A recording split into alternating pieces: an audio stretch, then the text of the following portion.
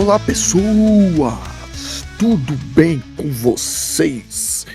Boa tarde, bom dia, boa noite, boa madrugada, boa alguma coisa, algum horário aí que vocês devem estar acordados, nos ouvindo, me ouvindo no caso. Espero que vocês sejam bem, aqui é o Vinícius Lara, você está no podcast do Covil do Velho Dragão, que é um espaço coletivo e colaborativo, onde você pode participar via chat, ouvir a voz e as conversas envolvendo o nosso hobby, que é o RPG de mesa, e o nosso sistema, que é o de Dragon 2. Mas hoje, nós continuaremos o projeto de pílulas. Pílula do Covil, parte 2, o capítulo 2, episódio 2, como queiram. A gente fez um piloto com a introdução do livro básico 1, do de Dragon segunda edição, né, que fala da introdução, dos principais conceitos, e agora a gente vai dar continuidade com o primeiro capítulo do livro, que é sobre atributos, certo? Então, bora lá!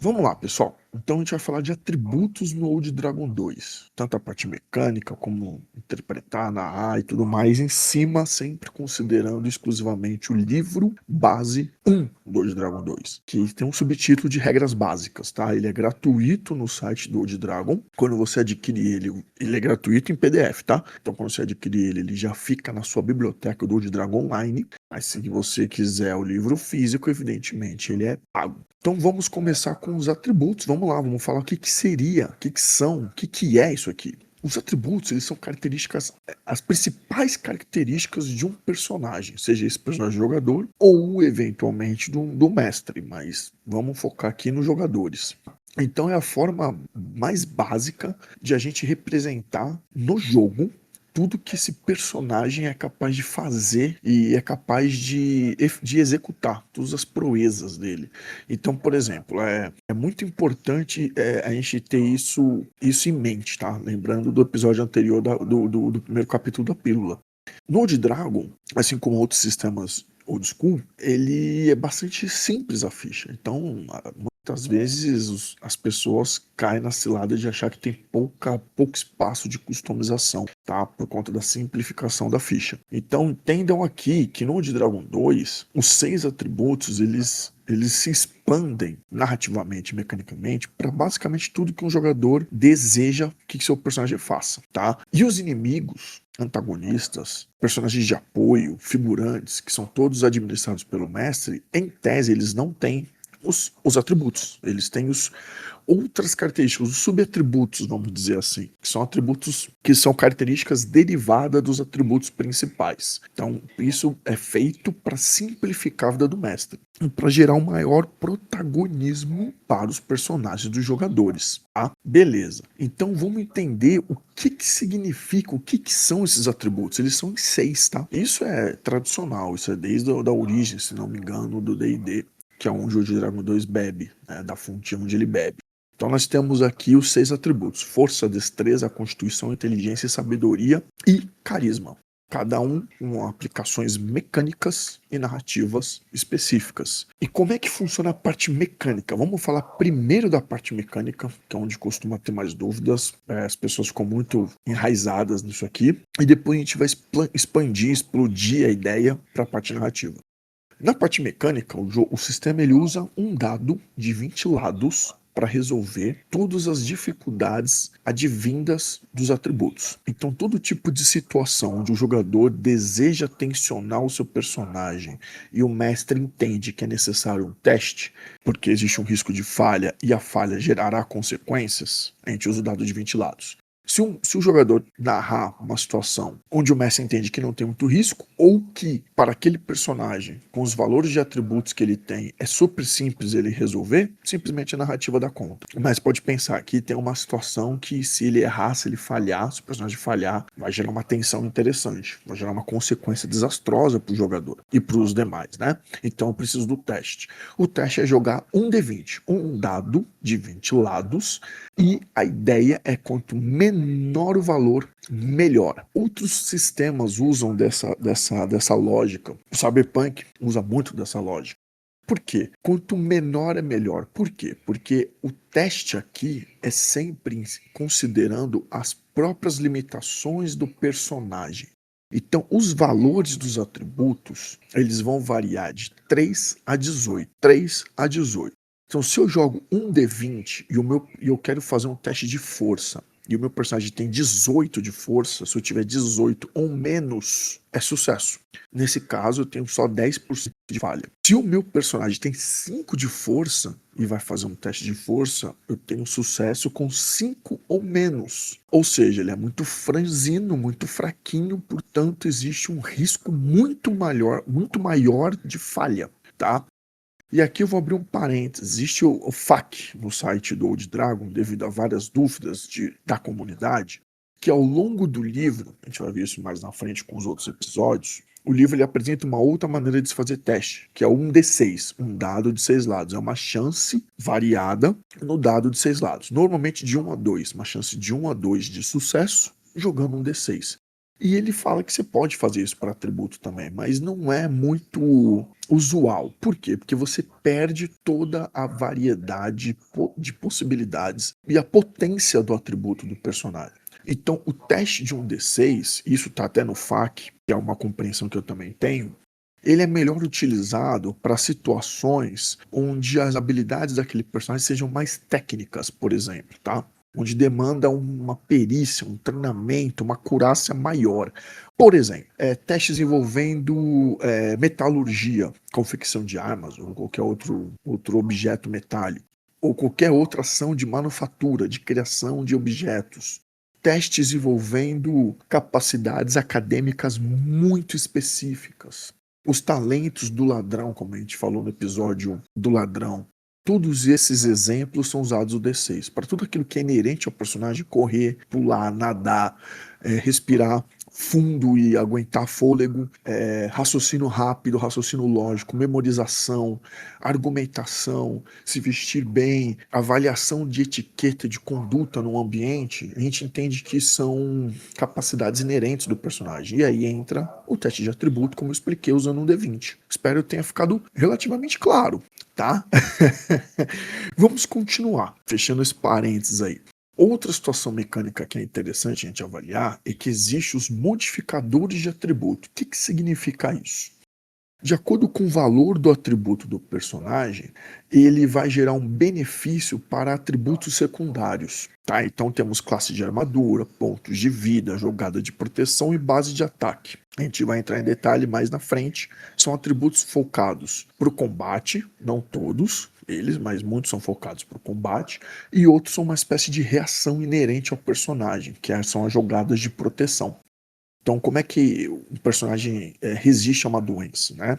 Ele não está ali conscientemente se defendendo de uma gripe. É o corpo dele que está reagindo. Então, é uma jogada de proteção de constituição. Então, todos esses atributos secundários, eles derivam do atributo principal. Então, se a gente tem um atributo principal com valor de 3 a 18, ele vai ter um modificador de atributo.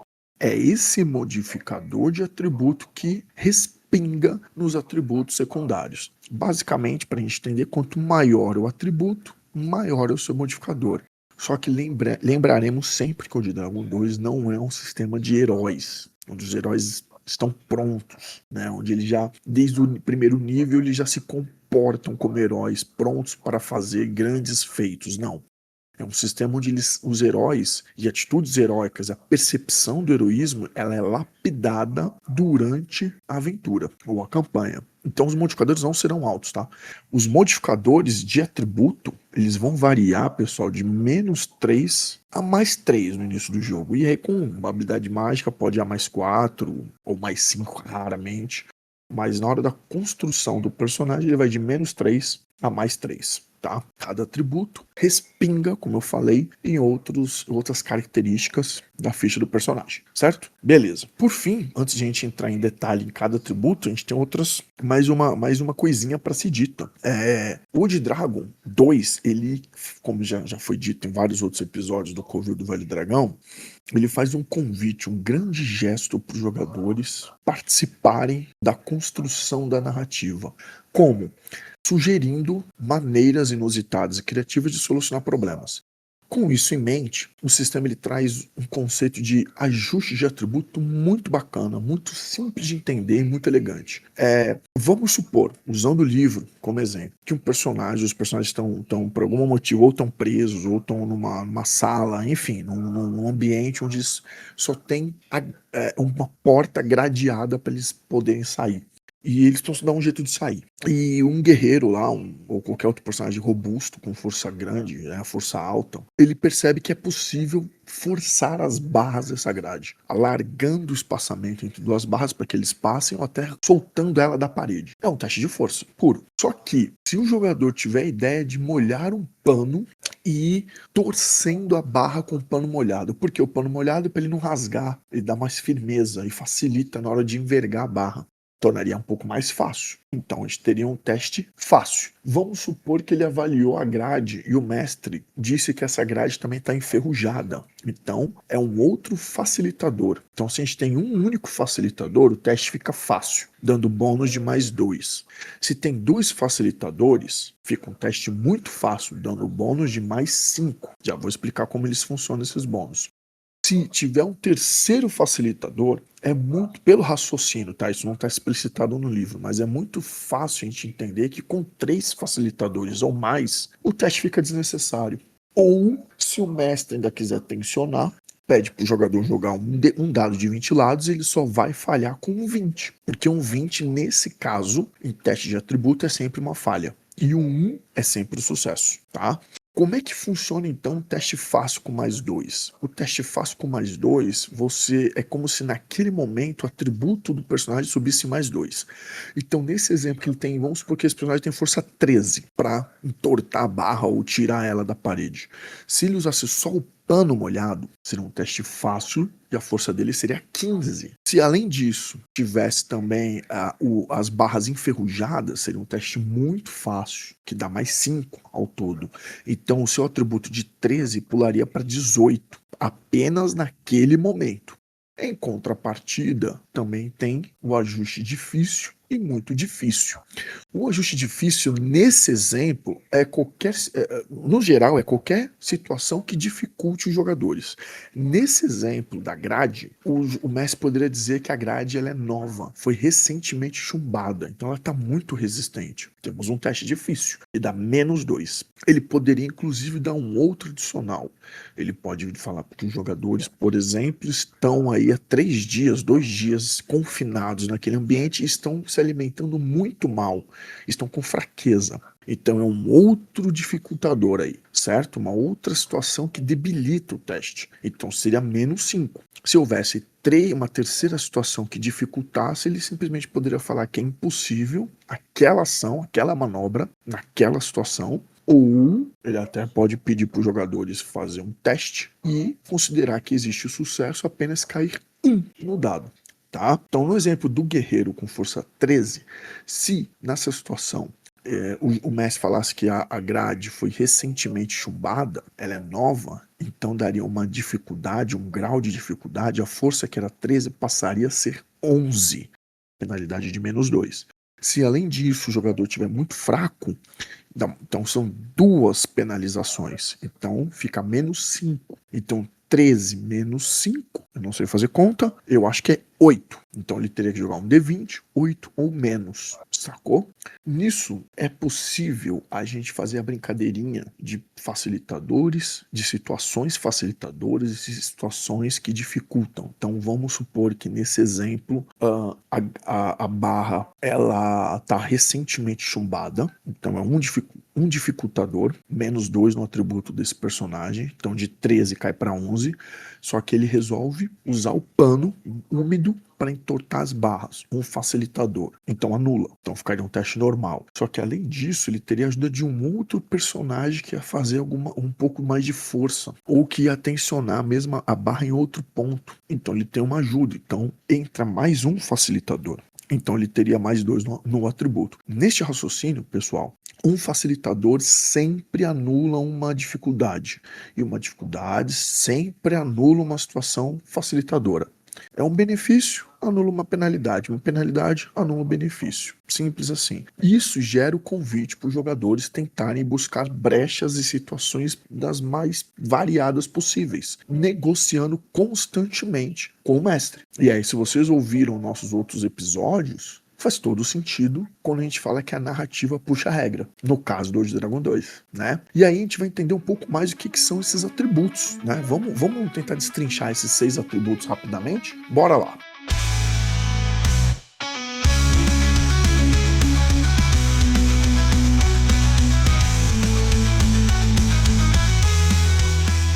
O primeiro atributo que a gente vai falar é força. E nós falamos de força quando? Quando o personagem deseja realizar feitos que dependem muito mais da explosão muscular e da força bruta. Exemplos: erguer, arrastar ou empurrar objetos e obstáculos pesados, arrombar portas, no chute, na força mesmo, querer quebrar a porta, né? Derrubar parte da paliçada, de repente, quando você estiver invadindo uma construção, realizar grandes e longos saltos, agarrar outro personagem que está caindo. Então, o personagem está caindo, ele tem que agarrar. Talvez no primeiro momento seja até destreza, um jogador ou o mestre pode tensionar isso. Mas para manter o colega ou o aliado ali seguro, é força. É basicamente a força que vai manter o coleguinha agarrado ali, para ele não despencar. Né? E aí o livro ele traz algumas descrições para a gente entender como interpretar esses personagens. Então, um personagem ele é fraco quando ele tem a força de 3 a 8, que gera modificadores negativos. Lembra dos modificadores de atributo? Pois é, são modificadores negativos, ou seja, gera penalidade naqueles atributos secundários. Então, de 3 a 8 ele é fraco. E aí eles são descritos como personagens fracos de aparência franzina, gastando muita energia para realizar tarefas simples e realizar exercícios físicos. Força de 9 a 12 são os medianos, tá? São personagens que estão na média, onde as tarefas comuns não são um problema,